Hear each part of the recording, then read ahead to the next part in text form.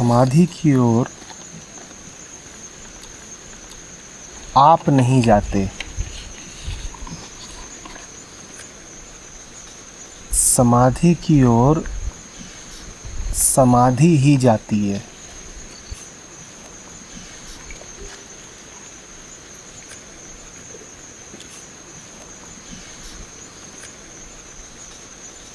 नानक एक स्थान पर कह रहे हैं कि आप पे लिखवाया था सबको। क्या लिखवाया था? आपको जाने, आपको कहा था याद कर लो। आप जाने, आप ही जानिए आप। ठीक है, वो ही है जो स्वयं को जान सकता है, वही है जो स्वयं को जान सकता है। समाधि ही है जो समाधि तक पहुंच सकती। आप जानो, आपका अर्थ यही है कि वही है जो स्वयं को जान सकता है। और किसकी बिसात है कि उस तक पहुंचे? तुम्हें क्या लगता है, कोई और है जिसकी इतनी हैसियत है कि तुम्हें उस तक पहुंचा दे उसके अलावा?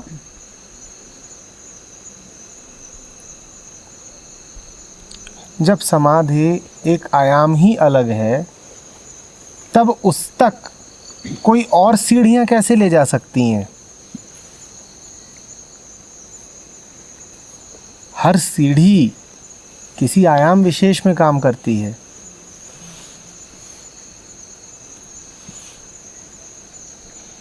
वो तुम्हें उस आयाम से आगे नहीं ले जा सकती। समाधि तक स्वयं समाधि जाती है। इसका क्या अर्थ है, इसको समझेंगे। जब मैं कह रहा हूं शब्द मौन में ले जाता है, तो शब्द कैसे मौन में ले जा रहा है? हमने मशीन की बात करी थी। वही शब्द पड़ता है एक मशीन पर, वहां कुछ नहीं होता। वही शब्द पड़े तुम्हारे कान पर, तो संभव है कि परम की दिशा में गति हो जाए तुम्हारी। किसकी गति होगी परम की दिशा में? कौन है जो तुम्हें परम से मिलाएगा? क्या तुम? क्या मशीन? क्या तुम्हारी यांत्रिक गतिविधियां? क्या मन के पुराने बासी विचार, धारणाएं? जब शब्द कान में पड़ेगा, हमारी बात अमनदीप ने भी कही थी कि कोई शब्द कान में पड़ता है तो इतना ही तो होता है ना कि मैं अतीत के आधार पर उसका कोई अर्थ करता हूँ। क्या है तुम्हें जो मौन में ले जाएगा? अतीत के आधार पर, व्याकरण शास्त्र के आधार पर तुमने शब्द के जो अर्थ किए, वो अर्थ तुम्हें मौन में ले जाएंगे।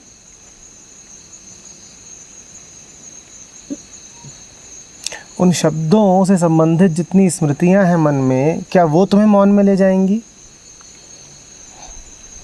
कौन है जो तुम्हें मौन की ओर ले जाएगा? वो जो मौन रूप स्वयं तुम्हारे भीतर बैठा है। तुम्हारे भीतर का मौन ही तुम्हें मौन की ओर ले जाता है। समाधि ही समाधि की ओर ले जाती है। वही है जो तुम्हें उस तक ले जा सकता है। वो स्वयं ही तुम्हें ले जाता है, उसके अलावा और कोई नहीं ले जा सकता।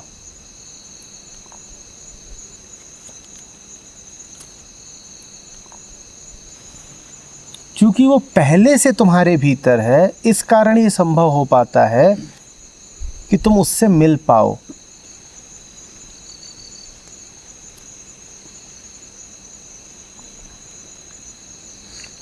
समझ में आ रही है बात? तुम्हारा सवाल ये है कि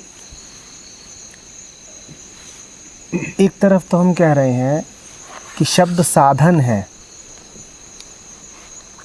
कि मैंने शब्द सुना और शब्द के माध्यम से मैं मौन तक पहुंचा।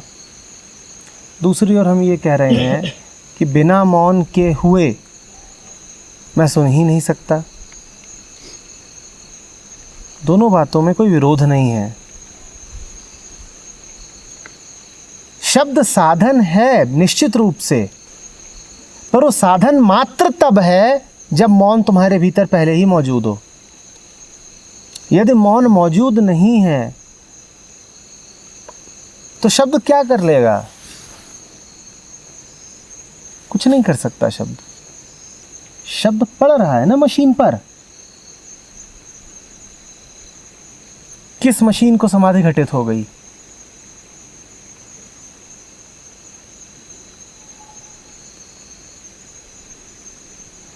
मौन तुम्हारे भीतर है, तुम्हारे अहंकार तले दबा हुआ है।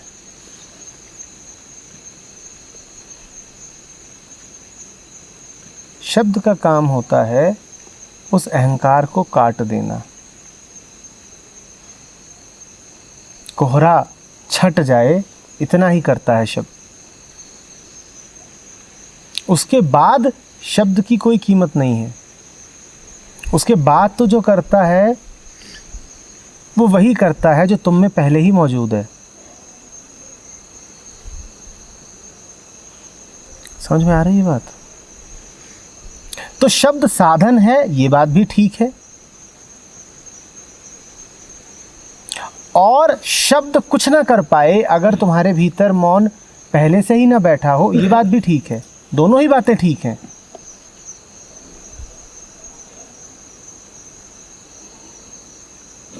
तुमने कहा कि कैसे हो पाएगा कि मैं सुनूं ही तब जब मौन में हूं।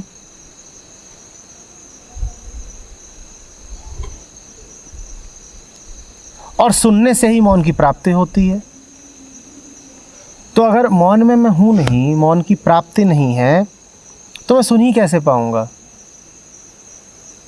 और यदि सुन नहीं सकता तो मौन में जाऊंगा कैसे? इसका मतलब ये हुआ कि मौन में कभी मैं पहुंच ही नहीं सकता। नहीं, इसका ये अर्थ नहीं हुआ। जहां जाना है वो मंजिल तुम्हें पहले से ही उपलब्ध है, निश्चित रूप से उपलब्ध है। शब्द साधन है, पर इस रूप में नहीं कि वो तुम्हें मंजिल तक ले जाता है। शब्द साधन इस रूप में है कि जो मंजिल तुम्हें उपलब्ध थी और पता नहीं थी, उसका तुम्हें तुरंत पता चल जाता है, कहीं ले नहीं जाता है शब्द। कैटलिस्ट का काम तुम्हारे ही भीतर है।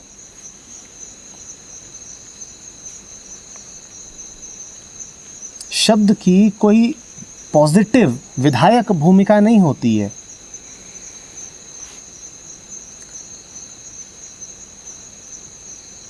शब्द तो मात्र काटने के काम आता है। तभी कबीर कहते हैं कि गुरु ने शब्द के बाण चलाए। शब्द तो मात्र काटने के काम आता है। किसको काटने के? अहंकार को काटने के। वो अहंकार को काटता है, मौन पहले ही बैठा हुआ है।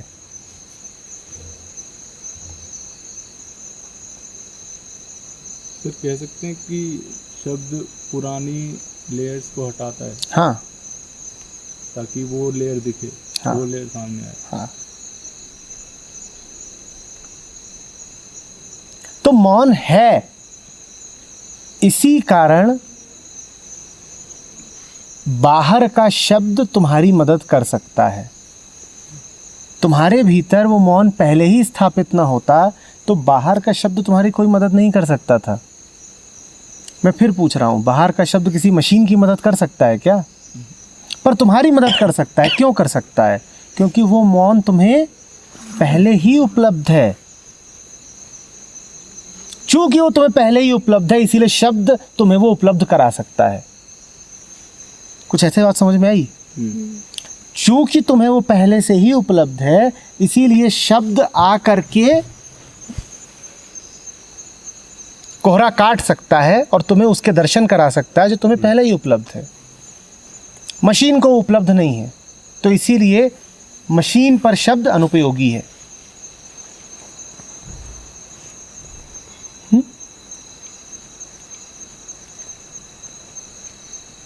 स्पष्ट हुआ है?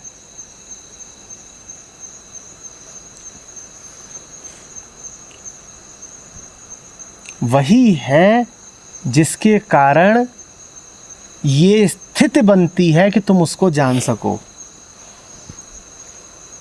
मूल बात ये है, वही है जो ये स्थितियां पैदा करता है कि तुम उसको जान सको। इसी को मैं कह रहा हूं कि समाधि को ही समाधि उपलब्ध होती है। वही है जो स्वयं को जान सकता है। तुम नहीं कर सकते ऐसी स्थितियां उत्पन्न कि तुम उसको जान पाओ। वही मौन ही बैठा है तुम्हारे भीतर, जिसके कारण तुम उस तक पहुंच सकते हो। वो न होता तो कैसे पहुंच पाते? मन रह के समाधिस्थ नहीं होता।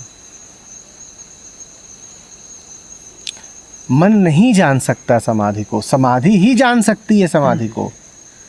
मन नहीं प्रेरित भी होगा समाधि की तरफ, कष्ट पाएगा, दुख भुगतेगा, समाधान ढूंढेगा, पर समाधि से बचेगा।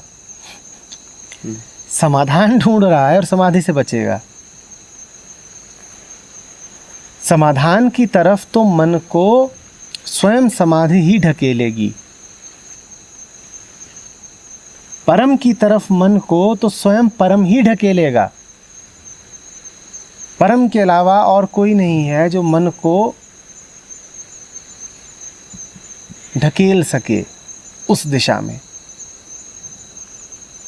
मन का कोई ज्ञान, मन की कोई चेष्टा उस दिशा में नहीं हो सकती, बाकी हर दिशा में हो सकती है।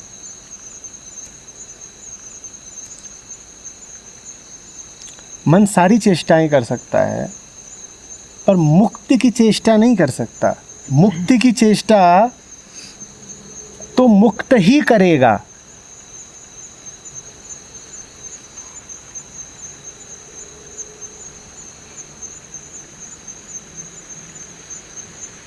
समझ में आ रही है बात? ठीक करेगा कुछ, वो जो मुक्त है, मुक्त तो मन ही होगा ना। मन कैसे मुक्त हो जाएगा? मन मुक्त हो गया तो मन कहाँ बचा? फिर कौन मुक्त है? कोई नहीं, कौन है? कोई नहीं।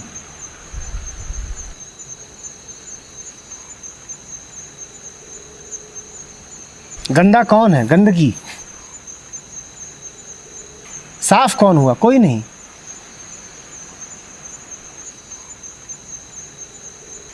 ये आकाश है, इसमें धुआं छाया हुआ है। क्या आकाश गंदा हो गया है? गंदा कौन है? गंदगी। धुआं। धुआं छट गया तो साफ कौन हुआ? क्या आकाश? आकाश तो कभी गंदा ही नहीं था, तो साफ कहाँ हुआ? गंदा कौन था? स्वयं धुआं। धुआं छट गया तो क्या तुम ये बोलोगे कि आकाश साफ हो गया? हालांकि हम कहते हैं ऐसे ही हैं कि आसमान साफ हो गया, पर कोई मुझे ये बता दे कि आसमान गंदा कब हुआ था? गंदा कौन था? धुआं ही तो गंदा था।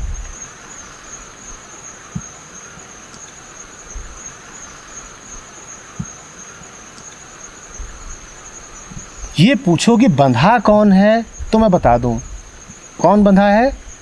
मन। पर ये पूछो मुक्त कौन है, तो इसका कोई उत्तर नहीं है। ये पूछो कि गंदा कौन है, तो बता दूं धुआं। पर ये पूछो कि साफ कौन है, तो कोई उत्तर नहीं है। आकाश का क्या नाम दोगे कि कौन साफ है?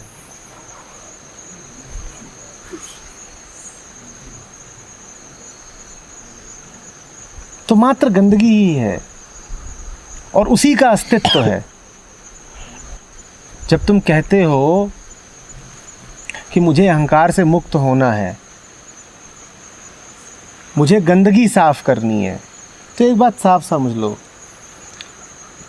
तुम धुआं मात्र हो। जब धुआं साफ होगा तो तुम ही साफ हो जाओगे, तुम बचोगे नहीं।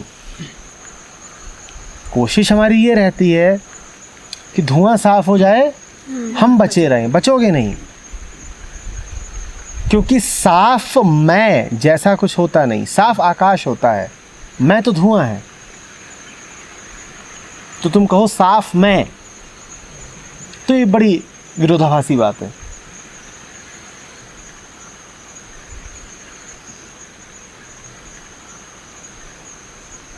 हम धुआं धुआं हैं, हमारी कोई मुक्ति नहीं होती। तुमने साफ धुआं सुना है कभी? या साफ गंदगी सुनी है कभी? ये बड़ी साफ गंदगी है, सुना है कभी ऐसा? पर चाहते यही हो। तुम कहते हो मुझे स्वयं को साफ करना है। साफ हो गए तो स्वयं कहां बचेगा?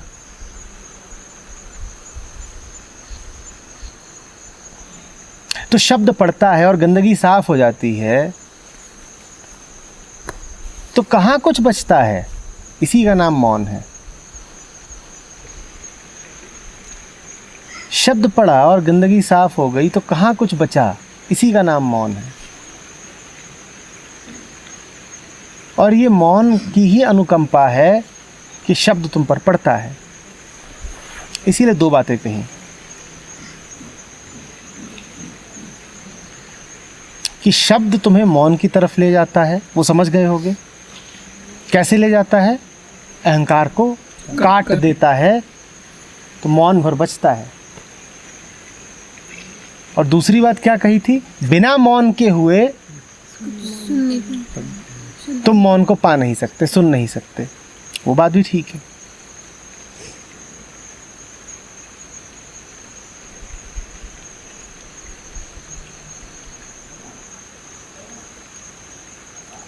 चेतना चाहिए ना, और चेतना मौन से ही निकलती है।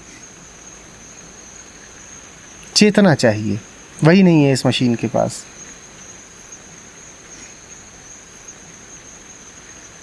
शून्य, शून्य से प्रकट होता है चैतन्य, और चैतन्य में प्रकट होता है सारा संसार और जीव।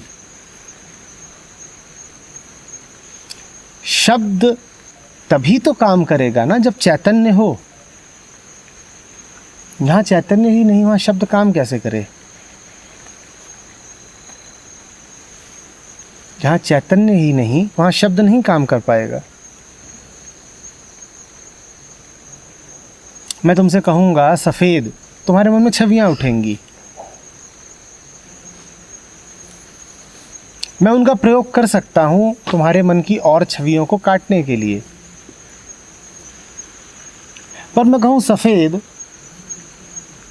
तो इस कैमरे में कोई छवि उठेगी ही नहीं। ये मात्र रिकॉर्ड कर लेगा सफेद।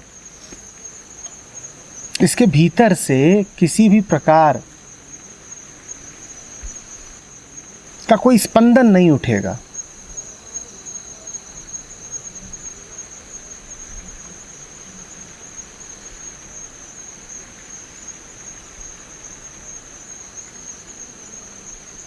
क्योंकि इसके केंद्र में वो नहीं बैठा है, तुम्हारे केंद्र में वो बैठा है।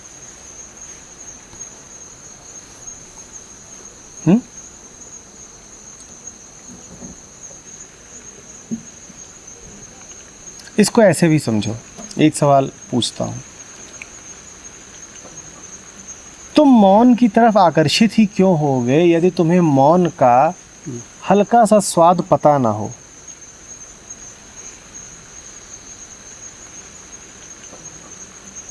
यदि वो पहले ही तुम्हारे भीतर बैठा ना हो तो क्या तुम उसकी ओर आकर्षित होगे? मैं एक सवाल इसी से आगे बढ़ा रहा हूं। गुलामी हम में से किसी को पसंद नहीं है। एक छोटा सा बच्चा भी परवश होके नहीं जीना चाहता। वो ये नहीं चाहेगा कि दूसरों की इच्छाओं तले दबा रहे। वो ही अपने अनुसार हाथ पांव फेंकना चाहता है, सब करना चाहता है। क्या तुम गुलामी का विरोध कर पाते यदि तुम्हें जरा भी स्वाद न होता मुक्ति का। चूंकि तुम मुक्ति को जानते हो, गहराई से बैठी हो तुम्हारे भीतर, इसी कारण तुम गुलामी में छटपटाते हो। भीतर मुक्ति पहले से होनी जरूरी है यदि तुम्हें गुलामी का विरोध करना है। गुलामी का विरोध वही करेगा जिसके भीतर मुक्ति पहले ही बैठी है। गुलामी का विरोध करके मुक्ति नहीं पाई जाती। मुक्ति चूंकि पहले भीतर ही बैठी है, इस कारण तुम गुलामी का विरोध करते हो।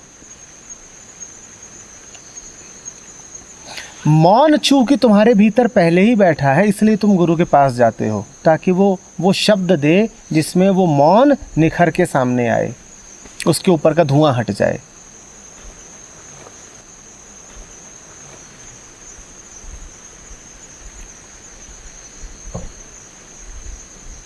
समझ रहे हो बात को?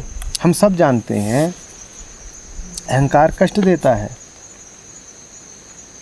धुआं आंखों को लगता है, हम सब जानते हैं। पर हमने कभी ये नहीं पूछा कि क्यों ऐसा होता है। ऐसा होता ही इसीलिए है क्योंकि अहंकार हमारा स्वभाव नहीं है।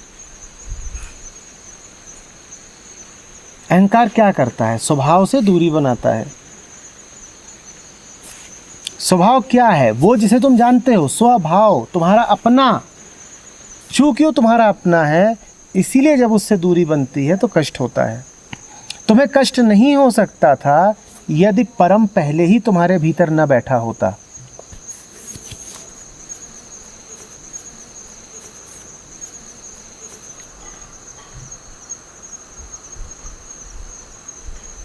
विरह से तुम्हें कष्ट होता है क्योंकि गहराई में तुम योग का स्वाद जानते हो।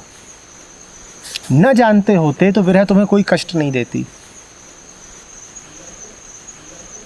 जो अपने प्रेमी से कभी मिला ही नहीं, वो क्या प्रेमी की याद में तड़प सकता है? ईमानदारी से बताओ। तुम उससे मिल चुके हो, पहले मिलते हो, फिर तड़पते हो। ये ना समझना कि तड़पने के बाद मिलते हो। मिलते पहले हो, फिर तड़पते हो। पहले अगर मिल ही ना चुके होते तो तड़पते कैसे? किसी ऐसे की याद में तड़प सकते हो जिससे शून्य परिचय हो, जरा भी जिसको जानते ना हो, उसके लिए तड़प कैसे लोग? शांति के लिए बेचैन रहते हो। यदि शांति का इतना भी पता ना होता, जरा भी, तो शांति के लिए बेचैन कैसे रह लेते? चैन का पता ना होता तो बेचैन कैसे हो जाते? बेचैन का क्या अर्थ है? जिसका चैन छिन गया है। था छिन गया। स्वभाव तो चैन का ही था, पर छिन गया। छिन कैसे गया? कि ढक गया। छिन सकता नहीं, स्वभाव है। स्वभाव है तो छिन सकता नहीं, तो क्या हुआ है? ढक गया है।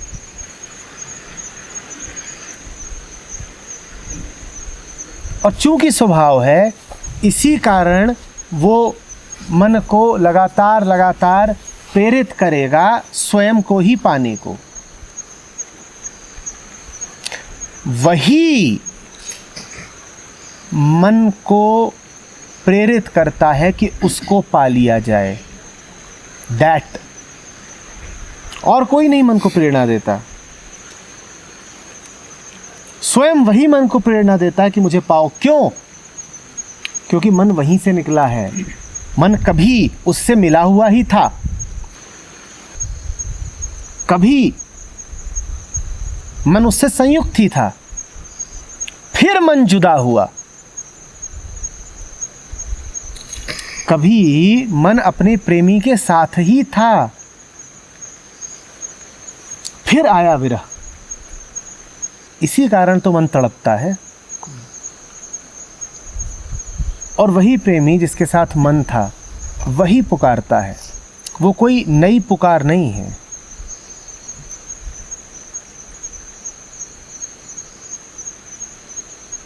तो योग तुम्हें पाना नहीं है, मौन तुम्हें पाना नहीं है, वो तुम्हारा स्वभाव है, वो भीतर ही बैठा हुआ है।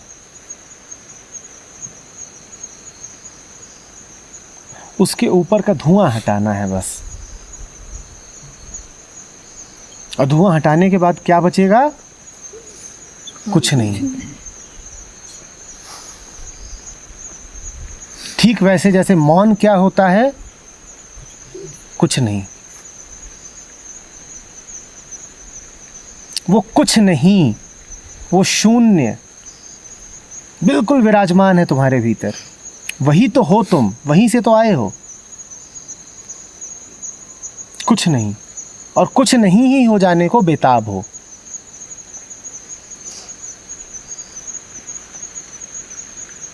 डुबोया मुझको होने ने।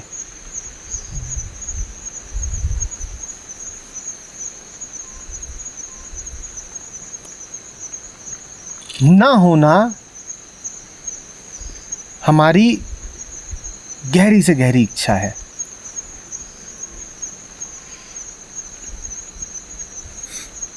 समझ में आ रही है बात?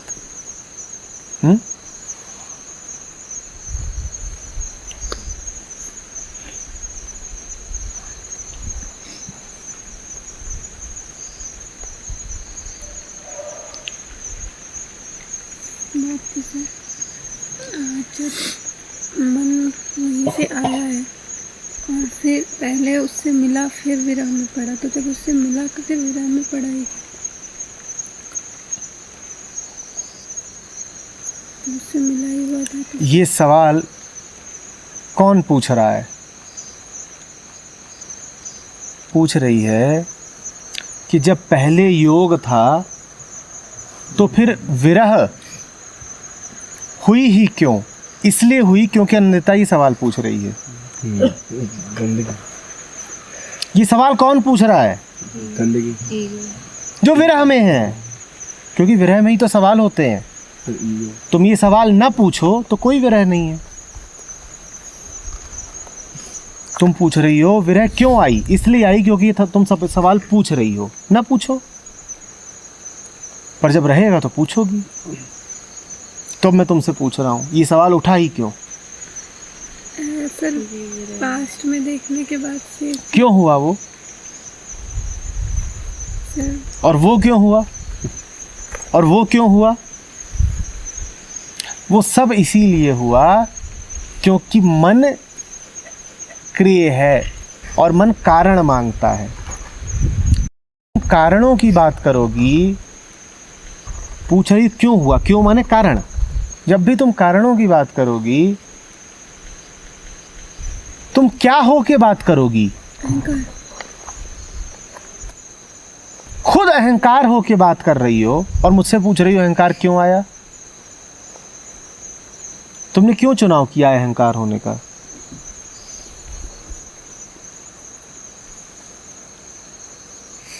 जो भी कोई कारणों को महत्व दे, वो क्या कर रहा है?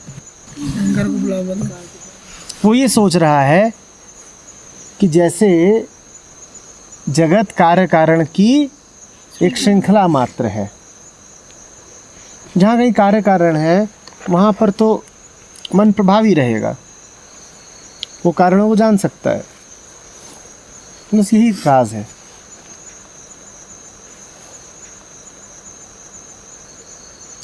मूलतः तुम्हारा सवाल ये है कि जगत है ही क्यों? सब ब्रह्म ही ब्रह्म क्यों नहीं? मैं कह रहा हूं ब्रह्म ही ब्रह्म है। जगत मात्र तब है जब तुम ये सवाल पूछती हो। तुम ये सवाल ना पूछो, तुम ब्रह्म में स्थापित हो। कौन कहता है कि जगत है? कौन कह रहा है कि अहंकार है? क्या ब्रह्म कह रहा है? अहंकार की प्रतीति किसे हो रही है? मन। अहंकार के अलावा और किसे? अहंकार से तड़प कौन रहा है? आत्मा तड़पती है। कौन तड़प रहा है? स्वयं अहंकार ही तो तड़प रहा है। पूछते समय भी तो ये सवाल कौन पूछ रहा है? अहंकार पूछ रहा है। और पूछते ही वो पैदा हुआ है। वो पैदा ही कैसे होता है? वो ऐसे ही तो पैदा होता है कि उसका यकीन है कि मैं जान सकता हूं क्यों, कारण जान सकता हूं हर चीज का। ऐसे ही तो आता है वो। जो कृष्ण मूर्ति कहते हैं व्हाट इज, तो वो क्या है? What is not a question, why is. क्या है, क्यों है नहीं। क्या है तो मात्र ब्रह्म है, क्यों है नहीं। क्या है तो बिल्कुल सात्विक प्रश्न है। तुम जानना चाहते हो कि सत्य क्या है। जानना भी तो अहंकार ही करता है। हाँ ठीक है, पर वहां पर अहंकार विगलित होने को तैयार रहेगा। जैसे ही जानेगा क्या है तो ये जान जाएगा कि मैं तो हूं ही नहीं। और जब भी पूछोगे क्यों है तो अपने आप को ही पुख्ता करोगे, क्योंकि कुछ ना कुछ उत्तर मिलेगा कि क्यों है। जैसे ही उत्तर मिलेगा क्यों है, तुमने इस सवाल को और प्रामाणिकता दे दी कि क्यों है, और मैं पूछूंगा और जान जाऊंगा। जो केन उपनिषद में बात होती है, क्या? केन उपनिषद, उसमें भी तो ये रीजन। केन उपनिषद पूछता है कि ये सब जो है from where does it come, है क्या, कहां से आ रहा है। उसमें भी तो कारण जानना है। नहीं, कारण नहीं पूछा है। केन उपनिषद ये बिल्कुल नहीं कहता कि ब्रह्म जगत का कारण है।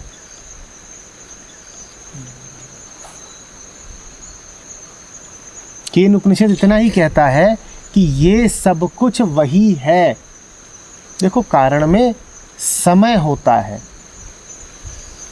ब्रह्म और जगत के बीच में समय का कोई रिश्ता नहीं है। अगर मैं गेंद ऊपर उछालूं और गेंद नीचे आ जाए तो नीचे आने का कारण यह था कि उछाली गई, पर नीचे आने में और उछाले जाने में समय का फासला होगा, हमेशा होगा।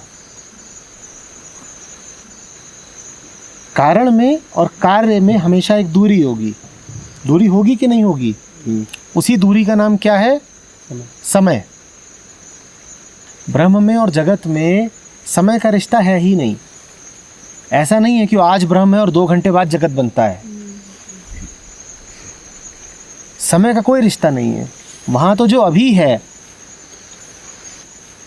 वही है। वो साफ आंखों से देखो तो ब्रह्म है और अहंकार से देखो तो जगत है। कुछ ऐसा नहीं है कि कोई परिवर्तन हो रहा है कि इसकी वजह से ये आ गया। क्या कहा है शंकर ने?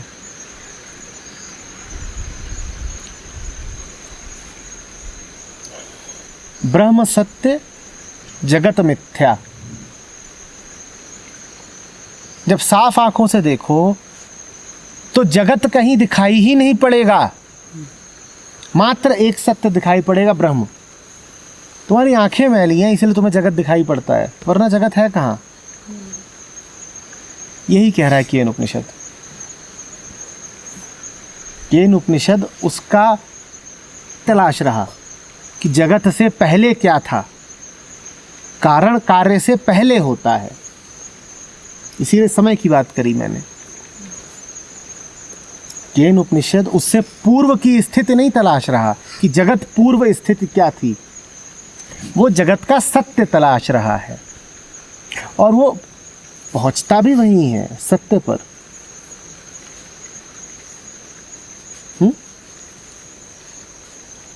आपने एक बार बताया था कि क्या है पूछो, क्यों है मत पूछो। क्योंकि क्या है नज़दीक लाता है, क्यों है दूर ले जाता है। क्योंकि जैसे आपने कहा पीछे जाना पड़ेगा तो उससे तो दूर चले गए। क्या है जानने के लिए और नज़दीक आना पड़ेगा।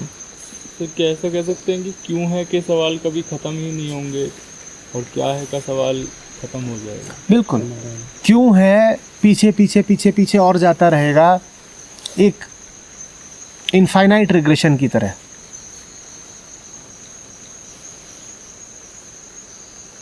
अनादि है वो। उसका अंत भी तभी होगा जब तुम श्रद्धापूर्वक ये मान लो कि कोई तो प्रथम कारण है। उतनी दूर जाकर के मानो कि ब्रह्म है, उससे अच्छा सीधे देख लो कि क्या है, ब्रह्म है। क्यों है क्यों है क्यों है पूछोगे तो भी लाख सीढ़ियां चढ़ने के बाद जब थक जाओगे तो कहोगे बस यही इसी को आखिरी मान लेता हूं कि समस्त कारणों के पीछे एक अकारण बैठा हुआ है, अब और पीछे नहीं जाया जाता। तो अंततः तो वहां भी यही कहोगे ना कि एक अकारण ब्रह्म है। तो कहीं बेहतर है कि देखो और उसे सीधे ही जान लो, ध्यान दो और उसे सीधे ही जान लो। सर तो आप कह रहे हैं कि क्यों है के लिए आप पीछे पीछे पीछे जाते हो, तो इसका मतलब आप टाइम में पीछे जा रहे हो कि टाइम में पीछे जा रहे हो। लेकिन तब आपने बोला कि टाइम तो है ही नहीं, हर चीज़ अभी है, तो पीछे जाने का मतलब है कि आप टाइम में तो जा ही रहे हो। टाइम पीछे जाने का मतलब है कि तुम भ्रम को और वैधता दे रहे हो। पीछे जाने का मतलब है कि तुम समय को सत्य की तरह ही मान रहे हो। और वो दिमाग का फंक्शन है। और जब तुम कहते हो क्या है, तब उसमें समय के लिए कोई स्थान नहीं है, कि जो एक ही है। और वो और क्या है में भी अभी एक चूक हो रही है।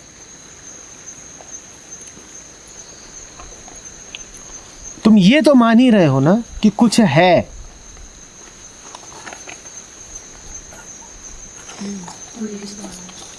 क्यों है में तुम मानते हो कि समय है, और क्या है में तुम मानते हो कि वस्तु है, यानी स्थान है, आकाश है, स्पेस है। इसीलिए क्या है से भी बेहतर प्रश्न है क्या हूं। उसमें न समय बचता है न स्थान बचता है, नाइदर स्पेस नॉर टाइम।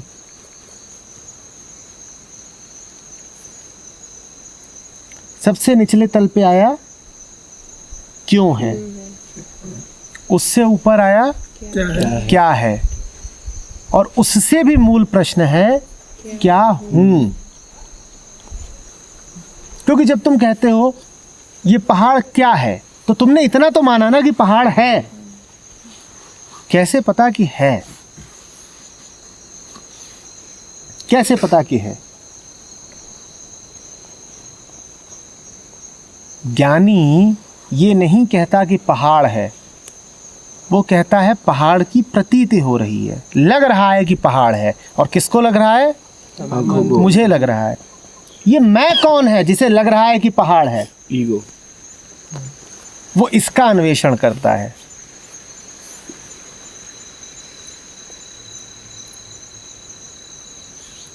यहीं पर वैज्ञानिक से चूक हो जाती है। वो क्या देखता रहता है लगातार कि पहाड़ है, और वो पहाड़ में सत्य तलाशता है। वो ये कभी पूछता ही नहीं कि कैसे पता कि पहाड़ है।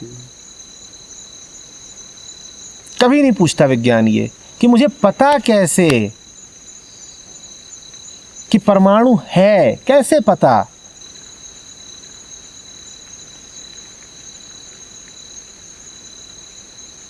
वो ये कभी कहता ही नहीं कि जो लग रहा है वो मात्र इंद्रियों के माध्यम से ही तो लग रहा है, अन्यथा कैसे पता।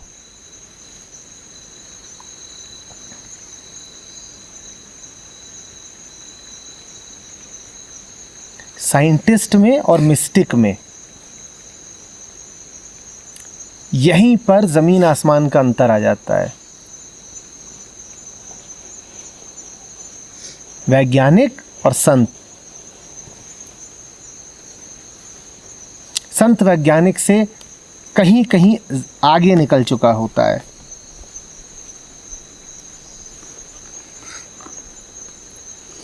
जहां जाने कि वैज्ञानिक को सूझती भी नहीं, संत वहां आसन डालकर बैठा होता है स्वयं में। वैज्ञानिक कभी स्वयं की ओर देखता नहीं, वो पेंडुलम की ओर देखता है। वो कहता है ये रहा पेंडुलम, मुझे जरा इस पेंडुलम की तहकीकात करनी है। इसकी लंबाई बढ़ा दूं तो क्या होगा, गुरुत्वाकर्षण बदल दूं तो क्या होगा, इसको उछाल दूं तो क्या होगा। और संत कहता है छोड़ो उसको, जरा खुद को देखने दो। असली खेल तो भीतर चल रहा है, कहां है कुछ बाहर।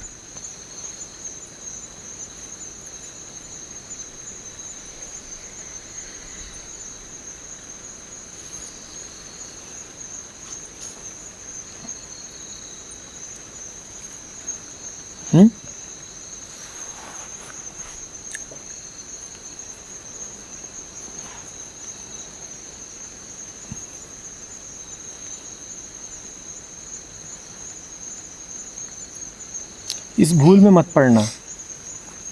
अक्सर हमें ये लग जाता है कि जैसे केन उपनिषद पूछता है बार बार, मन को प्रेषित किसने किया, आंखें कहाँ से आईं। शुरुआत ही उसकी इन्हीं सवालों से होती है।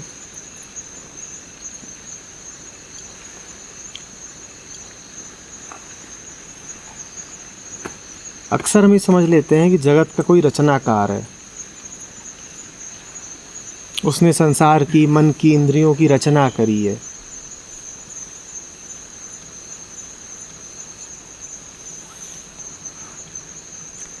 पूछ जरूर रहा है केन उपनिषद कि कहां से आया, लेकिन उसका अर्थ ये नहीं है कि वो पूछ रहा है कि इसकी रचना किसने की।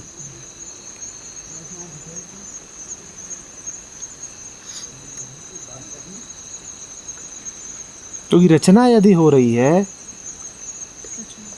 तो रचनाकार होगा, और वो सब खेल समय में चल रहा होगा।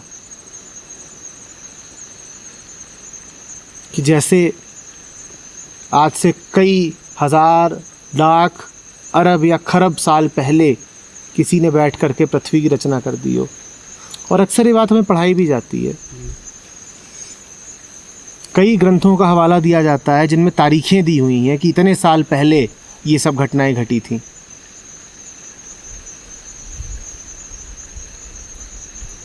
रचनाकार नहीं है, मात्र रचना है, मात्र रचना है। और वो रचना भी कोई एक चीज नहीं है।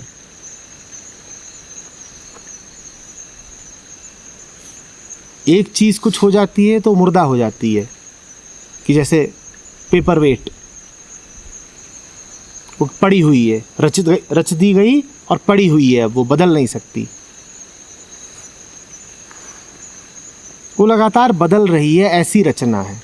एक ऐसी रचना जो जीवंत है, वो लगातार बदल रही है, और उसके जीवंत होने में ही रचयिता है उसका। रचना के जीवंत होने में ही रचनाकार बैठा है।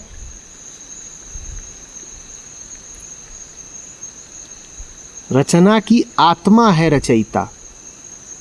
तो सीधे सीधे कह दो कि ब्रह्म रचनात्मकता है, रचना की आत्मा, रचयिता नहीं, रचनात्मकता।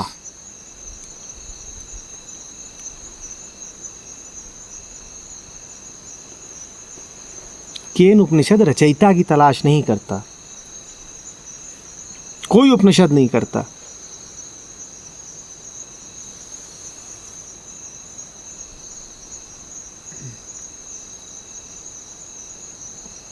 और अगर करने निकलता भी है तो पाता यही है कि रचयिता जैसा कुछ होता ही नहीं।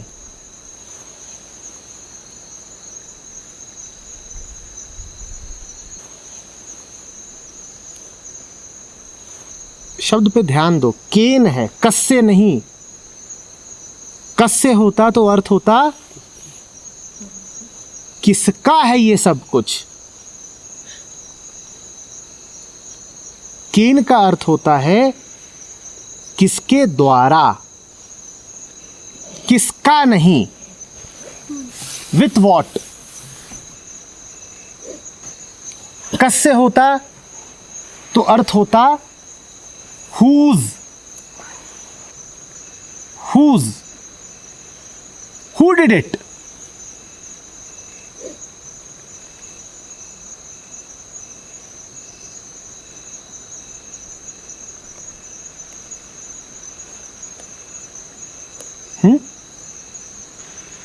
क्या है सत्य? पत्तियों की खड़खड़ाहट मात्र सुन रहे हो तो रचना को देखा, और पत्तियों की खड़खड़ाहट तुम्हारे भीतर एक मौन जगा देती है तो रचना की आत्मा को देखा। रचना की वही आत्मा सत्य है, वही ब्रह्म है, वही परम है।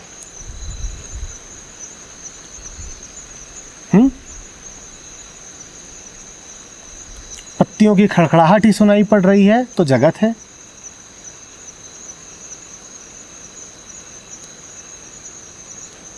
और मौन भी सुनाई पड़ता है तो ब्रह्म है। अलग अलग नहीं है, अभी है, इकट्ठे हैं।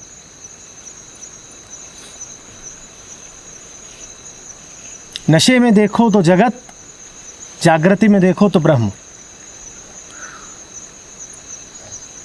अलग अलग नहीं है। इसीलिए परम को सद वस्तु कहा गया है। नशे में देखो तो वस्तु, पदार्थ, और होश में देखो तो सद वस्तु, ब्रह्म।